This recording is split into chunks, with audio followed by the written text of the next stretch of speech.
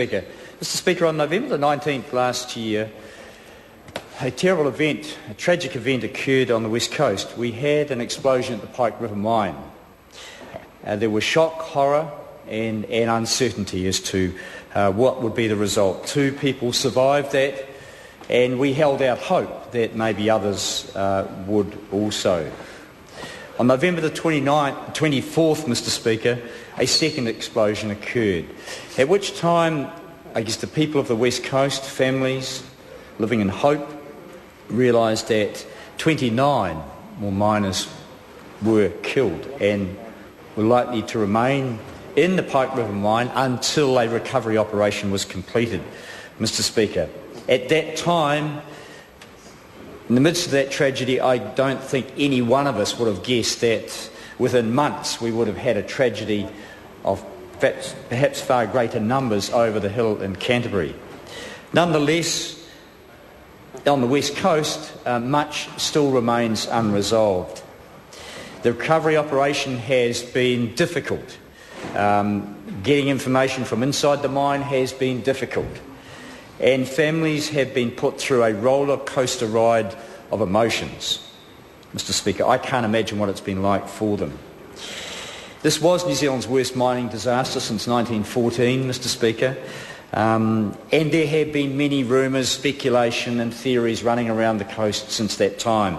However, people have lived in hope that the remains of their family members, their brothers, their husbands, their partners can be bought from the mine. There has been the transfer of the mine from the police jurisdiction into the hands of the receivers.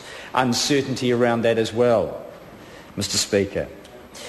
But there was, of course, the National Memorial Service, where John Key came down, a number of ministers, and commitments were given to the family, not just then, but prior to that, Mr. Speaker, if I can quote, John Key said, "I gave a commitment to the families at Pike River. I'd do everything I could to get their men out, and I stand by that." And people held hope that would give them assurance, Mr. Speaker.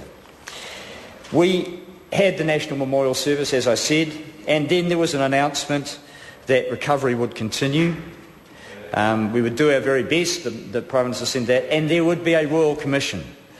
Well, Mr. Speaker, yesterday another huge blow was brought to the families in the community in Greymouth when Pike River Mining Company got out at the initial hearing. The Royal Commission has not yet started, but it held a hearing yesterday, and they said, sorry, we don't have money and we don't think we can participate in this Royal Commission. Mr. Speaker, people were flabbergasted. Because in spite of the greater number of people perishing in Canterbury, and we must offer our sympathy for all of those families over there, thankfully most, although not all identified, most of those bodies have been recovered. For those people on the West Coast, for Pike River families, the issue remains unresolved. They cannot have closure. One of the things they hoped for, in fact, perhaps the only thing they hoped for, was that something would come from this terrible tragedy. In the past, Mr. Speaker, the lessons of such tragedies have been transferred through into mining regulations. Better knowledge, better practice. The reality, of course, since 1992, when the National Government was in power last, of course, they did away with mining regulations. I'm sure that will be a matter for much debate and discussion when the Royal Commission hears evidence. Mr. Speaker, but the possibility that the Pike River Mining Company will not be able to present all the knowledge and all the facts that they have regarding the planning, the development and the operations of the mine is shocking to us all on the West Coast, and I think to most people in New Zealand. We need to absolutely be assured that the company, all its records, all its knowledge, and its employees, past and present, will be available to give information to the Royal Commission. It is essential. While there is much weight put to the status of a Royal Commission, Mr. Speaker, we have seen in the past, unfortunately, examples where even Royal Commissions have not concluded accurately the information. We cannot have that happen. I call again the over Pike River. honourable member Joe Goodhue. Thank you, Mr. Speaker. So, who's it going to be, team? Who's it going to be? Is it going to be the Bulls or the Crusaders? At Alpine Energy Stadium on Saturday night, I'm sure the Crusaders are going to prevail. There will be a full crowd, and I'll be there cheering along the Crusaders, who are not quite on their own home turf, but not far from it. And there certainly will be a very supportive team there behind the Crusaders on Saturday night. But who's going to lead the Labour team into the next election? I just wonder. Well, Phil Goff didn't lead the general debate this afternoon, so maybe he's resting up, getting ready. But it could be Trevor Mallard, David Cunliffe, Shane Jones, Grant Robertson, David Parker, or even Damien O'Connor. I know, I've got it. Now, I bet that that's the first time someone's mentioned Damien as a potential leader this afternoon, but Order. The member must use a member's full name. My apologies, Mr. Speaker. Or their title. That will be the first time that Damien O'Connor has been mentioned as a potential leader this afternoon, I suspect. But no, this member should know that he got a vote with a Colmar-Brunton poll. In an electorate close to mine on Sunday, somebody voted for him to be their leader. So there you go. Well done. Well done. Now, the headlines have said it all. Dog tucker? But what they mean by that is when the media start asking the members of a caucus if they support the leader, then it generally means the leader's dog tucker. But however, John Armstrong said it more kindly when he actually said that Labour has no one else it can believe in. In the meantime, all New Zealanders watching every single one of the contenders, every single move, they're dissecting what they say, they're looking to see whether there's any disunity, whether there's anybody trying to undermine the other potential leaders, or Phil Goff. I wonder who Helen Clark is voting for. Well, it's a bit like picking a team at playtime, when each of the wannabes line up and they get their teams falling in behind them. Can you just imagine the uncertainty of wondering how many people will get behind you, whether yours will be the longest line or not?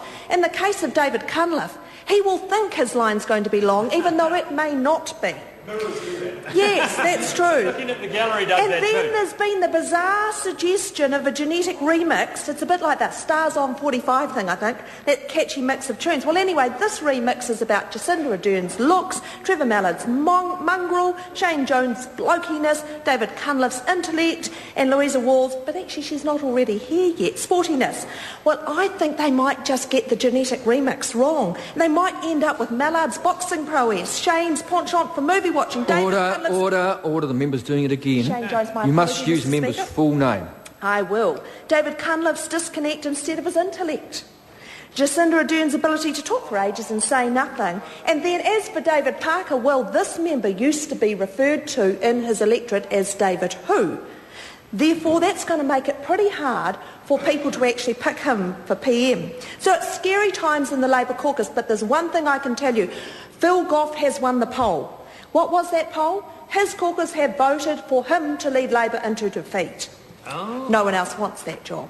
In the meantime, in my electorate of Rangatato, what people really care about is the economy of this country and the economics of their own pocket. That really is number one for them. Right. Number one. Talk of South Canterbury finance, largely by the opposition, has a different perspective so close to home. But there are some facts I need to get on the record today.